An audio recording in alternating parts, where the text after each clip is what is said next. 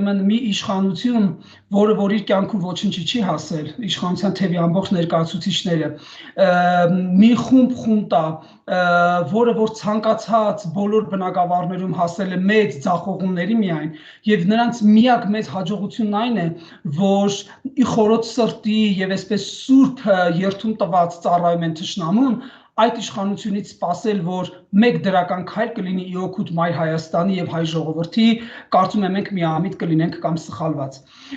Հիմա հերթով գնանք նախ սկսենք ուրեմն սահմանային կրակոցներից։ Տեսեք հարգելի Մարիամ, դուք նշեցիք, ես ավելին ասեմ, ես ունեմ ազգականներ, շատ մոտիկ ազգականներ, իմ մորաքրոջ տղաներն ապրում են Խնածախ գյուղում, Խնածախ գյուղից են, եւ մյուս իմ ազգականներն ապրում են Վարդենիսի Մեծ Մասրիկ գյուղում։ Եվ հաճախ ես ավելի շատ տեղեկություններ եմ ունենում այդ մարդկանցից, ովքեր ապրում են այնտեղ, ովքեր ունեն հողամաս, որ պետք է մշակեն, չեն կարողանում մշակել, բայց